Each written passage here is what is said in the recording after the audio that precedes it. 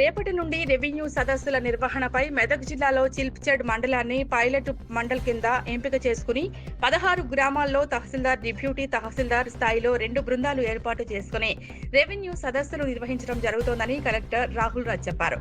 మొత్తం 1045 దరఖాస్తులు వచ్చాయని, కేటగిరీ వారీగా విభజించుకోవటం జరిగింది అని, డెస్క్ వెరిఫికేషన్ లో కూడా పూర్తయింది అన్నారు.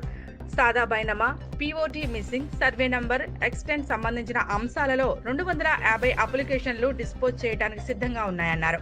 జిల్లా వ్యాప్తంగా రేపటి నుండి 20వ తేదీ వరకు నిర్వహించే భూభారతి రెవెన్యూ సదస్సులపై ఎక్కడైతే రెవెన్యూ సదస్సు నిర్వహిస్తారో ముందుగానే ప్రజలందరికీ తెలిపే విధంగా టామాకా వేయించి ప్రచారం నిర్వహిస్తున్నామన్నారు. ముందుగానే దరఖాస్తులు ప్రజలకు అందజేస్తున్నామని, దరఖాస్తులకు ఎటువంటి రుసుము కూడా పూర్తిగా ఉచితంగా ఉంది అన్నారు. రెవెన్యూ సదస్సులు నిర్వహించేటప్పుడు MRO, TTD, data entry operator, senior, junior assistant స్థాయి బృందంగా ఏర్పడి రెవెన్యూ సదస్సు నిర్వహిస్తుందన్నారు.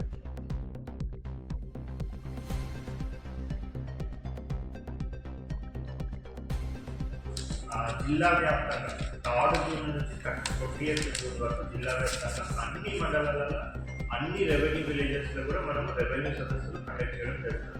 అంటే ఇప్పుడు ఒక మండలానికి ఒక 20 రెవెన్యూ విలేజెస్ ఉన్నాయంటే ఒక రోజు ఒకటి, ఇంకొక రోజు ఇంకొకటి, ఆ చొప్పున మొత్తం షెడ్యూల్ అంతా కూడా ఖరారైంది. సో ఒక 2 రోజుల ముందే, 2 రోజుల ముందే ఏ రెవెన్యూ విలేజెస్ అయితే మనం రెవెన్యూ సదస్సు పెడతామో అక్కడ మొత్తం అంతా కూడా పంచాయత్ సెక్రటరీస్ కామ్ చేయమని చెప్పడం జరిగింది.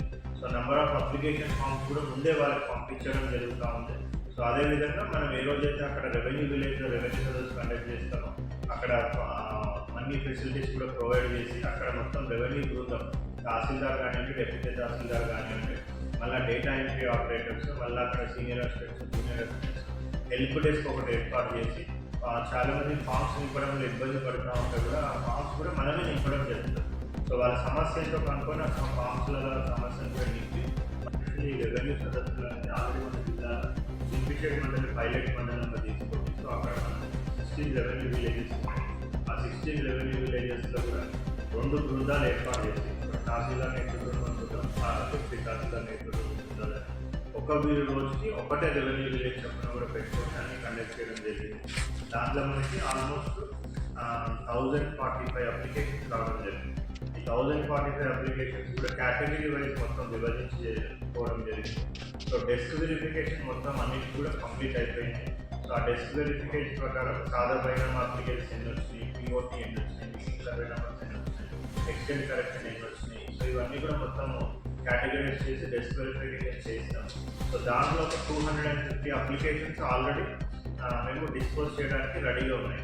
ఆల్మోస్ట్ 25% డిస్పోజల్కి రెడీగా ఉన్నాయి. సో దాని ఫార్మేట్ ప్రొసీజర్ ప్రకారం సో వాటికి మనం అన్నిటికీ కూడా నోటీసెస్ ఇచ్చినాం.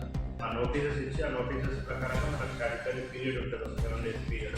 సో దాని ప్రకారంగా అవన్నీ కూడా డిస్పోజ్ చేయడం జరుగుతుంది.